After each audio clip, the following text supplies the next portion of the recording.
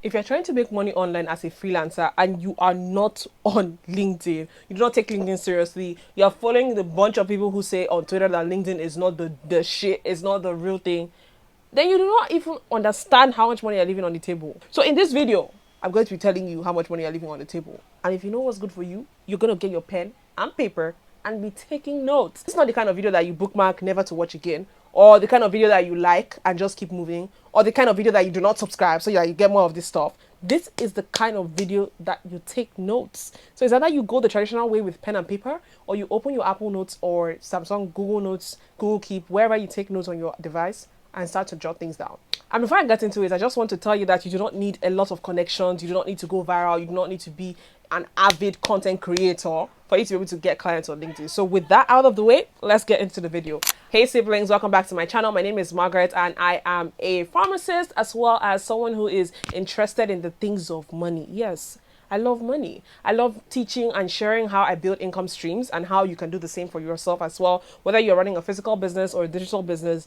And in the midst of this all, we have to remember that we should not forget to keep our health optimal, keep our health top notch, make sure that we're not burning out in the pursuit of this generational wealth. So if you know that this is the kind of thing you're interested in, making money, staying healthy in the midst of it all, and every other thing in between about my life, I think you should subscribe to this channel. And with that out of the way, let's move into the video, Jare. So first of all, you need to optimize your profile.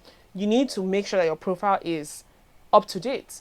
And when I say up to date, I mean that as you change jobs or you get new people engaging your services, you put the reviews of the ones that got your services in the past. You are putting on your profile picture. I'm saying this from the top of my mind because I remember there was a time in my life where I was literally a LinkedIn coach. So I was teaching people, I was hosting cohorts, I had clients that I was helping with their LinkedIn. So I know for a fact, without even looking anywhere, what you should have on your LinkedIn. Your profile picture should be great enough. Now it's with the whole AI avalanche, you do not need to fret over the money it's going to cost you to go to a studio. If you do not have the means to do that, as you are right now, you can prompt AI with a clear picture of yourself to give you a professional picture. Before I got on this chair to make this video, I saw someone on LinkedIn who was talking of how they made an AI version of themselves and it looked like the real version. So you can do the same thing for yourself. You just have to research, okay? Now the second thing is you need to have a clear description of your headline, your bio. That is what you do, what you are, and how you help people to achieve their results. So you do not want a situation where it's not clear what you are doing. You're trying to play smart. You're trying to look, sound coy or cunny or cool. Your clients are literally searching for people to hire on LinkedIn every single second. Recruiters, HR, even the clients themselves, they are on LinkedIn. They are searching. That's the first place that a lot of people go to when they are looking to hire someone for something. So if your bio is not optimized, you are not saying, let's say I'm a content writer. The first thing I'm going to write is freelance writer, content writer. Then I will say how I help people with my writing skills. If you are an AI expert, let's say you are an AI and automations expert, that's the first thing you should write before you say how you help people. Do not lead with some cool phrase before you get to the point, except you have a lot of connections and people literally know you by your name for what you are. Connections, referrals are coming to you at every single minute, like Jasmine, Alec. Those kind of people do not literally need to write down what they do for word because everyone knows what they do. That's the kind of thing that you should be focusing on.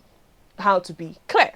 You should also see your banner, which is the picture, the horizontal picture behind your profile picture, that as a place where you can put your skills, your services, what you do for people. Now, if you pay for LinkedIn Premium, you can turn your banner into a slideshow of your services. But if you do not pay for LinkedIn Premium, you can still utilize your banner by, getting professionally done banner. Either you pay a graphic designer or you use AI or you use Canva, whichever one works. Just make sure that you do not leave your banner empty or use a random picture. Now, there's one mistake I always see people make on their LinkedIn, and it's about the about section.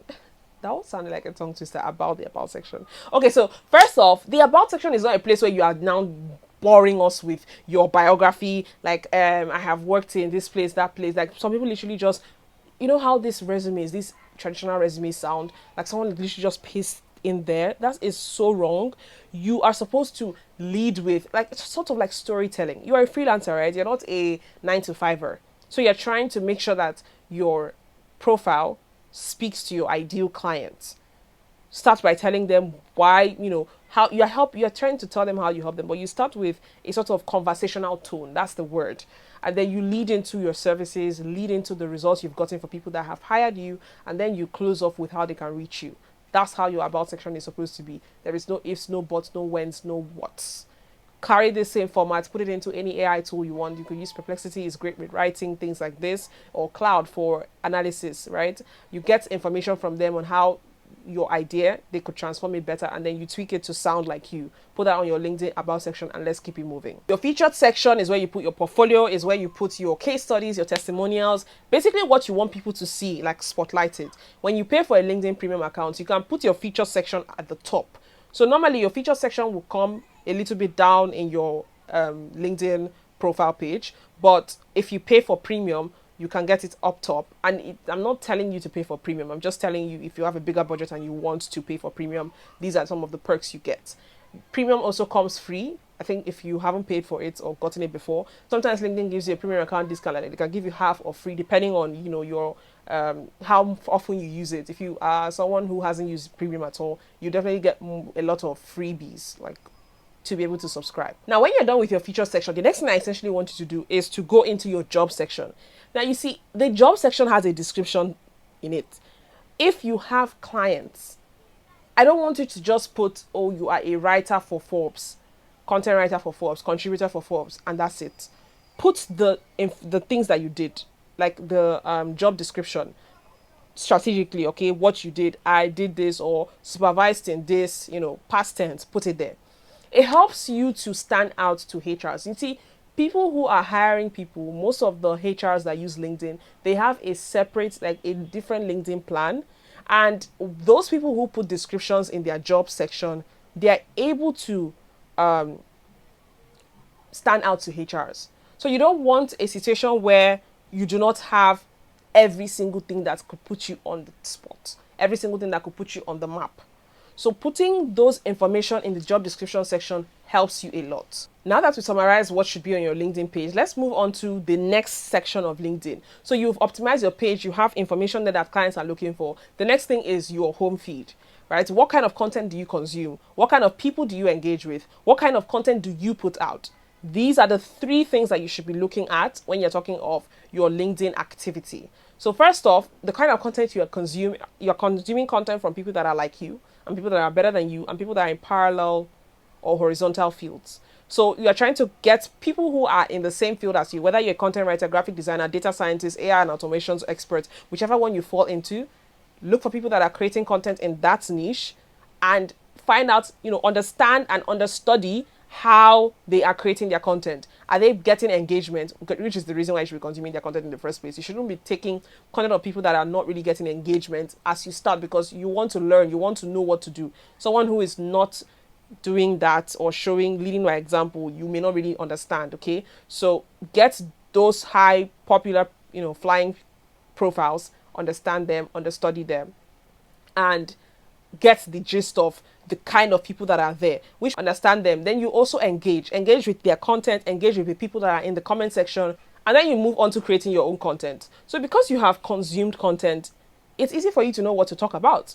It's easy for you to know the kind of content that people in your niche are putting out to get clients, and you can replicate the same in the way that is most natural to you. I'm not telling you to go and copy someone's content. I'm just saying take their own information, mix it and put your own, what makes it unique to you, and put that out on the internet. That's how you create your own content. And when you're done with that, you find out that you are consistent on LinkedIn, you have your own content going out frequently, and then you start looking for clients. So you're not going to sit down and say, oh, now I'm creating content, people should start coming into my DMs. No.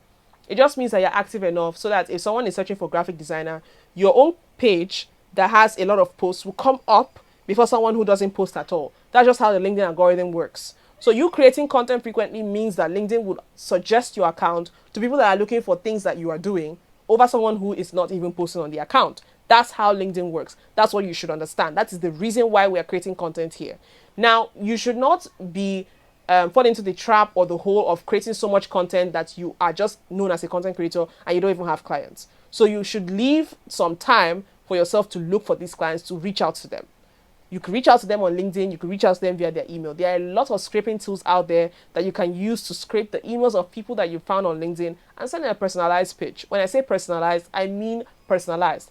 Put in the effort to understanding what they are, they need and how you can come in. I have an AI and client prompt generator. Like, it's a whole guide that can help you to vet clients, send them emails, and even the email that you're supposed to send to them. It has worked for my co-founder before because he's the one who created it, and that's the reason why we decided to bring it into our digital monetization community, Marketing Hollow. So I'm going to leave the link below for you to access this prompt and use it to create emails and send emails to the right people for your own niche in your freelancing world, in your freelancing journey. So with that aside, you knowing how to optimize your profile, you knowing how to create content, consume the right kind of content, and then you knowing how to reach out to people, I think you should be on your right way to using LinkedIn the proper way. There is no need for me to start babysitting you. Oh, click here, click that. There are a lot of tutorials that will show you how to move around LinkedIn. But if you do not know what to do at every single point or the things that you should do, there is no point. Okay? So essentially, this is like a whole mini class on how you should utilize LinkedIn. LinkedIn is getting better by day, and they support creators. So please make the best of it. Make the best of it. Understand what flies there, the kind of content that people are putting out there that gets engagement, and use that. It doesn't matter if it is. Don't say, oh, I have to be comfortable. Do what you have to do to put that money on your table, and then you can start looking for what you want to do. That's just my own policy. That's how I take life, and I think that is what I'm going to be saying to you as well. Look at how people are creating content. Understand what LinkedIn likes, what LinkedIn users love, and replicate the same thing. Do not lie. Do not pretend to be what you're not, but make sure that you put in the work, and you definitely see the results. That's the beautiful thing about LinkedIn. It's very supportive. It's not as toxic as some other apps and platforms. So it gives you the opportunity to test a lot of things before you eventually grow. Reach out to people. Do not wait for them to reach out to you. And I think, yeah, we've pretty much come to the end of this YouTube video. If you know that you learned something, or you know that this is going to help someone, please share the video and subscribe if you learned something, because it's really, really helped me to know the kind of videos that I should be putting out more, because this niche is a lot. And yes, while I know a lot, I do not want to share so much that is overwhelming to you. So you liking certain videos, subscribing when you watch certain videos helps me to create more of that kind of content, because it's plenty inside my head. Anyways, thank you so much for joining this mini episode of ways that you can make money online. This is all about putting yourself out there in the best place of a LinkedIn. Is like your office. It's like where people come to see you at work. So you making sure that everything is ship-shape is one of the fastest ways for you to make this generational wealth. So if you know that this kind of thing is what you enjoy, once again, please hit the like button, subscribe. And with that, I'll see you in my next one. Toodles!